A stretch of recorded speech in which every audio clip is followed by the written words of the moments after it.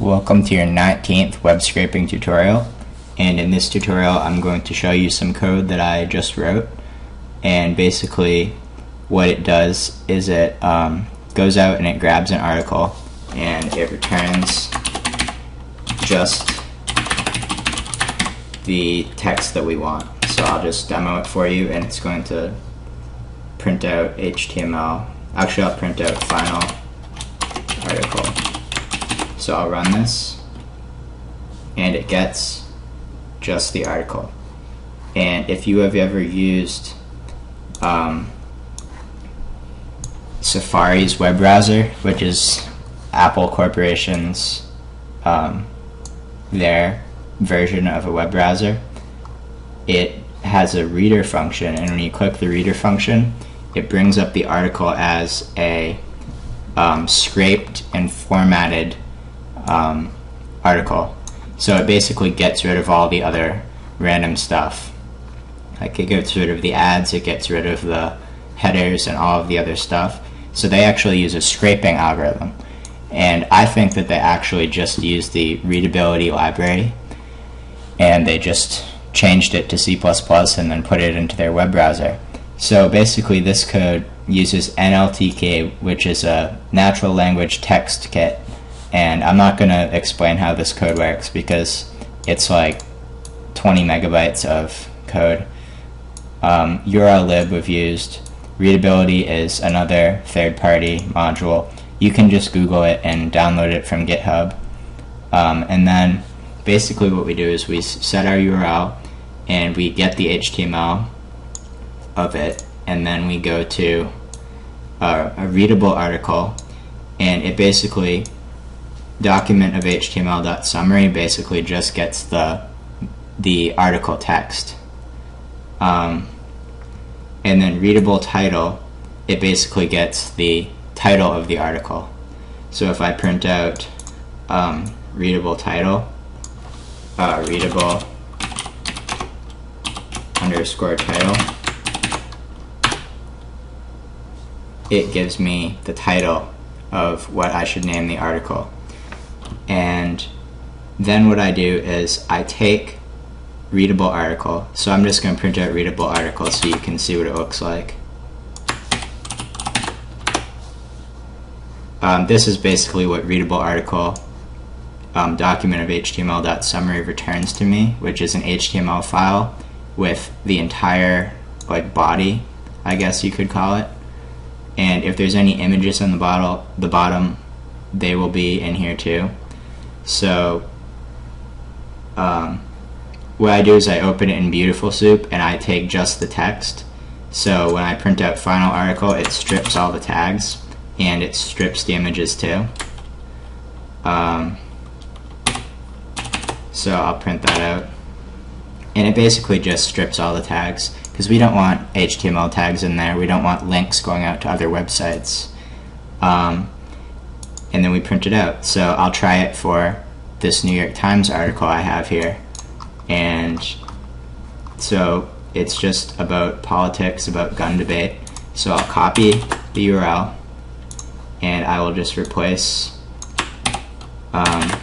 this here. And I'll hit F5 to run. Oh, and we get an error. So let me just actually print out HTML just to make sure it's opening the file correctly. Print HTML, F5, and we can actually see that HTML doesn't have anything in it. It didn't print anything out, which means that this request to New York Times is not working. And New York Times actually does that to block people from scraping.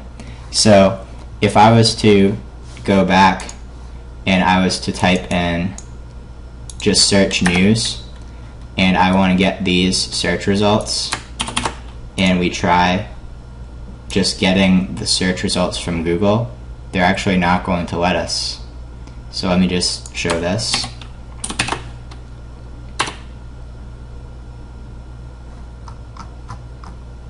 And it actually says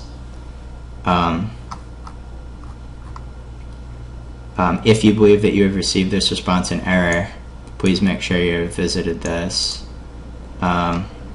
It says your client does not have permission to get this URL, and they're basically, your IP address is being logged and all this.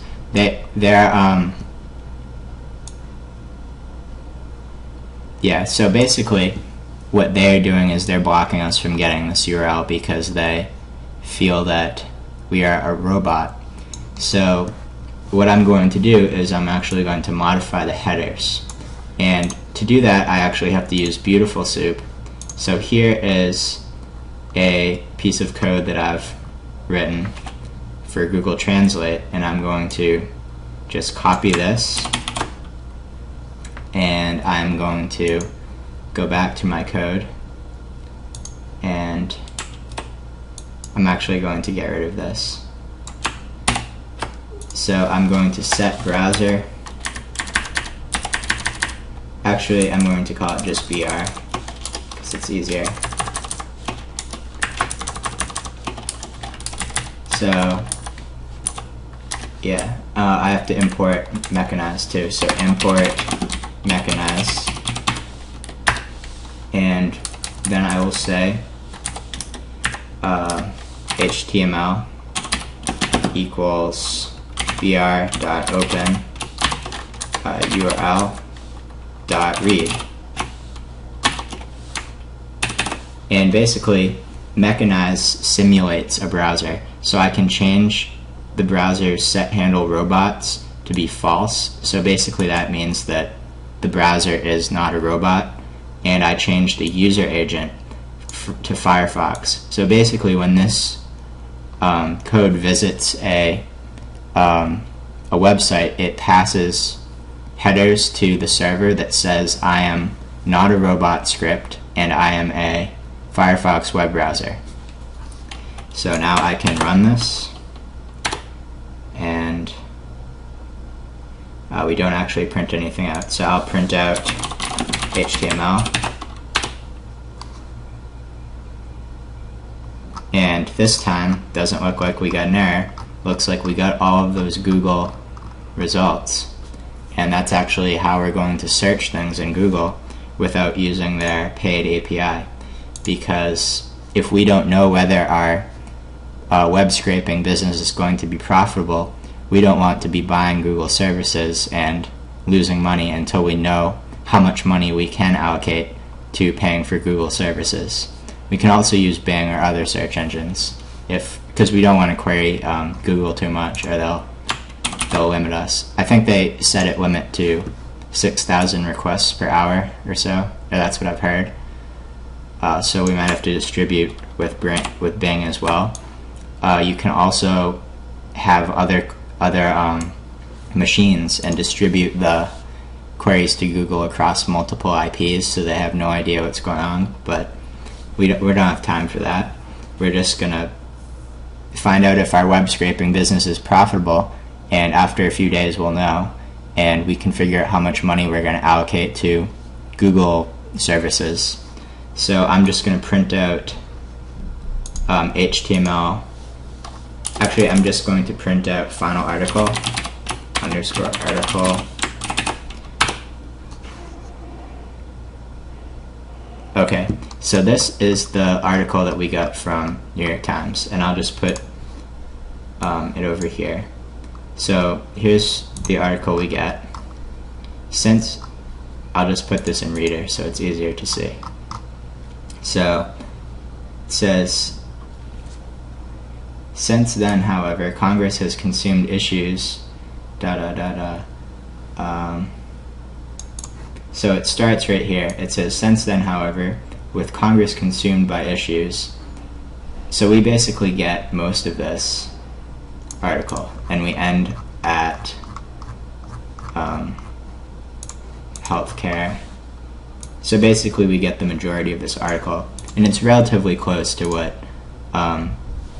this reader gives us. So next I'm just going to print out the title. So print out readable title, readable underscore title. run this. So this is the title that it gives us right here, and I'll see what title we get here. So senators make bipartisan push for mental health care, but the title is actually this here. So our title is different than, wait, let me see what, yeah, our title is a little bit different than this title they get. But this works for any site. We can get the main article body of any website. If I just Google news and I see what else they have, I can go to NBC and pull an article from them. So I'll just get this one. And this has a lot of content as well. So this is the article, and I will just change the URL here.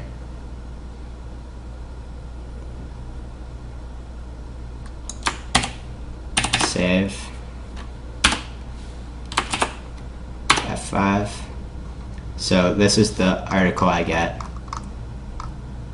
So this is included in the article here. I guess I could probably filter this out somehow, but I could just leave that in as well. It's not going to hurt my product. And then here's the title, and let's see what title they gave it. Hispanics help revive Heartland Town. Yeah, my title is exactly the same. So this is basically just showing you how to get the article body of a website. And this readability library is actually better than just getting the p tags. I haven't looked at the source code, but I'm sure somebody spent a lot of time building it who knows a lot about natural language text parsing. And NLTK is actually really nice as well. So I'm actually going to play around with using readability in NLTK to see if I can get a better parser. But the real value in our site is in how we paraphrase this, because if we just paste scraped content, you can do that with a WordPress plugin. The real value in our site is going to be how we paraphrase this and make it so that Google cannot find the original article, because when you do that, you're not creating original content, so you don't rank as high. And I expect this to make, I'm going to try to make it a net about $100 every single day, or hopefully I'll be able to get it up to around $500 a day in AdSense revenue. But this is the difference between making $20 a day and making $1,000 a day in AdSense revenue, is your algorithm for how you format the content and how you really just how nice you are able to paraphrase it. Because I could scrape 10 million articles and just paste all the code on pages, but it won't rank highly. So I really need to work on that algorithm.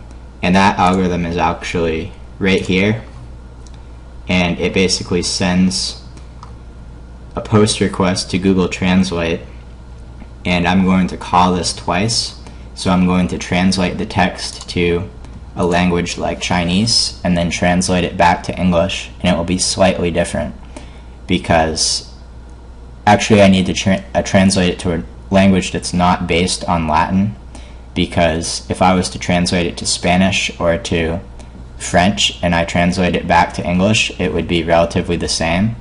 But because Asian languages and African languages and languages that aren't based on Latin are a lot different, and they don't translate as well, that's actually what we want, so that the article is more obscure. And when it comes back, Google's algorithm actually makes it logically equivalent, but it doesn't use the same words. And I'll actually get into that in the next tutorial, but that's a really involved algorithm to do that. So basically this web scraper is, I'd say it's pretty complex, and I'd say it's probably going to be one of the most profitable web scraping algorithms there is on a commercially available website. So I think that this is probably one of the most, I'm not going to say difficult, but it's one of the most complex and profitable web scraping algorithms there will be on the market when it's finished. So thank you.